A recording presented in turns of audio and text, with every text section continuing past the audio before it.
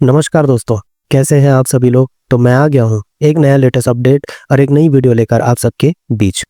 दोस्तों, जापान की राजनीति इस समय एक ऐतिहासिक और नाटकीय दौर से गुजर रही है, क्योंकि देश के प्रधानमंत्री शिंगेरू इशिबा ने इस्तीफा देने की घोषणा कर दी है और उनके नेतृत्व वाली सत्ताधारी पार्टी लिबरल डेमोक्रेटिक पार्टी तथा उसकी सहयोगी पार्टी कोमेतो ने हाल ही में हुए चुनावों में अपनी पकड़ खो दी है, जिससे दोनों सदनों यानी हाउस ऑफ रिप्रेजेंटेटिव और हाउस ऑफ काउंसलर्स में उनकी बहुमत की स्थिति समाप्त हो गई है। यह स्थिति 1955 में एलडीपी की स्थापना के बाद पहली बार हुई है, जब एलडीपी और उसका गठबंधन दोनों सदनों में सत्ता खो बैठा है। और इस वजह से जापान के अगले प्रधानमंत्री का चुनाव पहले से कहीं अधिक जटिल और दिलचस्प हो गया है, क्योंकि अब केवल एलडीपी के अंदरूनी चुनाव से नया नेता चुनना काफी नहीं है, बल्कि उसे संसद में भी विश्वास हासिल करना होगा। और यदि संसद की दोनों सदनें असहमत होती है तो परंपरा के अनुसार निचले सदन का निर्णय मान्य होगा। लेकिन चूंकि एलडीपी और कोमेतो का बहुमत दोनों जगह से चला गया है, इसीलिए विपक्षी पार्टियां भी अब प्रधानमंत्री के चयन में अहम भूमिका निभा सकती है। यही कारण है कि जापान की राजनीति में सत्ता संतुलन बिगड़ चुका है और यह स्थिति एशिया ही नहीं बल्कि पूरी दुनिया का राजनीति के लिए महत्वपूर्ण है, क्योंकि जापान G7 क्वाड और इंडो पैसिफिक रणनीति में एक अहम खिलाड़ी है और उसकी राजनीतिक अस्थिरता का सीधा असर भारत, अमेरिका और चीन जैसे देशों की विदेश नीति और सुरक्षा ढांचे पर भी पड़ सकता है। शिंगेरू इशिबा, जो कभी एलडीपी के अंदर एक लोकप्रिय नेता और रक्षा मामलों में विशेषज्ञ माने जाते थे, उन्होंने 2024 के आम चुनाव में जनता को स्थिर नेतृत्व और आर्थिक सुधार का वादा किया था। लेकिन बढ़ती महंगाई, घटती जनसंख्या, युवा वर्ग की बेरोजगारी और सामाजिक असमानताएं के मुद्दे उनकी सरकार के खिलाफ भारी साबित हुए। जनता ने बड़े पैमाने पर विपक्षी दलों जैसे कि constitutional democratic party of Japan और छोटे लेकिन प्रभावशाली दलों को वोट दिया, जिसकी वजह से एलडीपी कोमेतो गठबंधन सत्ता से बहुमत खो बैठा।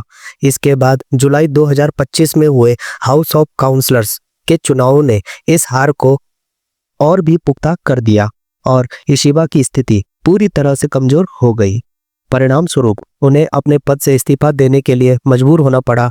अब दोस्तों, सवाल यह है कि जापान का अगला प्रधानमंत्री कैसे चुना जाएगा और इस प्रक्रिया का क्या महत्व होगा। सामान्यतः जब एलडीपी सत्ता में बहुमत रखती है तो उसका आंतरिक नेतृत्व चुनाव ही तय करता है कि प्रधानमंत्री कौन होगा, क्योंकि एलडीपी का अध्यक्ष ही जापान का प्रधानमंत्री बनता है। लेकिन इस बार स्थिति अलग है, क्योंकि अब एलडीपी को संसद में बहुमत नहीं, एलडीपी का क्या है, संसद में अब बहुमत नहीं है। इसका मतलब यह है कि पहले तो एलडीपी को अपना नया अध्यक्ष चुनना होगा, जिसके लिए पार्टी के सभी सांसदों और जमीनी स्तर के कार्यकर्ताओं की भागीदारी होगी। इस चुनाव में जो उम्मीदवार बहुमत पाएगा वह पार्टी का नया अध्यक्ष बनेगा। लेकिन प्रधानमंत्री बनने के लिए केवल एलडीपी अध्यक्ष बनना पर्याप्त नहीं है, क्योंकि जापान के संविधान और सांसदीय प्रणाली के अनुसार प्रधानमंत्री का चुनाव संसद करती है। इसके लिए हाउस ऑफ रिप्रेजेंटेटिव्स और हाउस ऑफ काउंसलर्स दोनों सदनों में मतदान होगा। यदि दोनों सदनों के परिणाम अलग अलग आते हैं तो निचले सदन का फैसला मान्य होगा। लेकिन चूंकि एलडीपी और कोमेतो अब निचले सदन में भी बहुमत नहीं रखते हैं, इसीलिए यह तय नहीं है कि एलडीपी का नया अध्यक्ष ही प्रधानमंत्री बन पाएगा। हो सकता है कि विपक्षी दल मिलकर किसी अन्य नेता को प्रधानमंत्री चुन ले, या फिर कोई गठबंधन सरकार बने जिसमें अलग अलग पार्टियों का साझा उम्मीदवार प्रधानमंत्री बने। यही वह स्थिति है जिसने जापान की राजनीति को और भी जटिल बना दिया है। और यही कारण है कि आज यह सवाल छात्रों के लिए महत्वपूर्ण है, खासकर करंट अफेयर्स और इंटरनेशनल रिलेशंस, क्योंकि जापान की आंतरिक राजनीति सीधे तौर पर एशिया प्रशांत की स्थिरता से जुड़ी है। उदाहरण के लिए भारत जापान संबंधों को देखें। दोनों देश quad, India, Japan, US, Australia के अहम सदस्य हैं और जापान की राजनीतिक अस्थिरता क्वाड की रणनीतिक मजबूती को प्रभावित करती है। चीन के संदर्भ में देखें तो जापान की कमजोर सरकार बीजिंग के लिए यह एक अवसर साबित हो सकती है, क्योंकि जापान ईस्ट चाइना सी और ताइवान स्ट्रेट में चीन की गतिविधियों पर नजर रखता है। लेकिन यदि जापान के पास मजबूत नेतृत्व नहीं है तो वह चीन के दबाव का प्रभावी ढंग से सामना नहीं कर पाएगा। इसी तरह रूस यूक्रेन युद्ध और उत्तर कोरिया की मिसाइलें चुनौतियों पर भी जापान की राजनीतिक दिशा अहम भूमिका निभाती है। इसके अलावा अमेरिका जापान सुरक्षा गठबंधन भी एक संवेदनशील मोड़ पर है, क्योंकि अमेरिका चाहता है कि जापान रक्षा पर अधिक खर्च करे और अपनी सेना को मजबूत बनाए। लेकिन यदि जापान की सरकार अस्थिर होगी तो वह ऐसे कठिन फैसले नहीं ले पाएगी।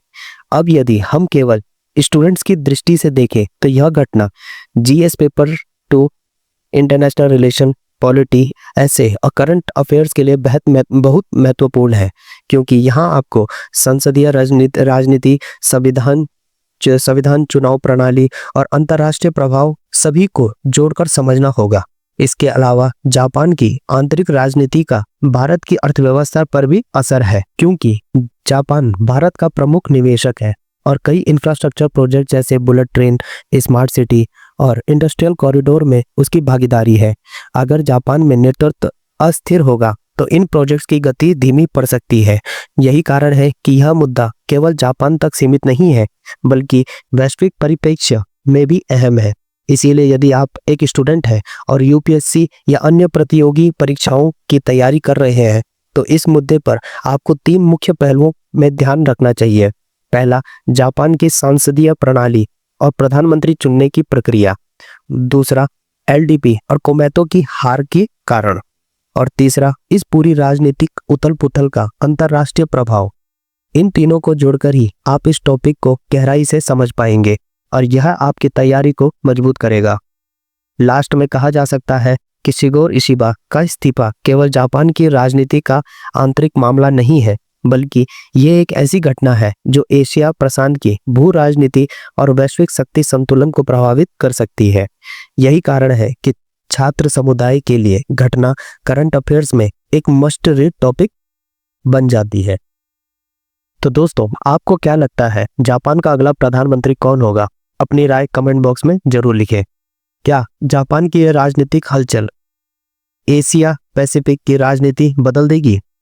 अगर आपको यह वीडियो जानकारीपूर्ण लगा तो प्लीज इसे लाइक करें और अपने दोस्तों के साथ शेयर करना ना भूलें। इस तरह के करंट अफेयर्स वीडियो के लिए चैनल को सब्सक्राइब करें और बेल आइकन जरूर दबाएं।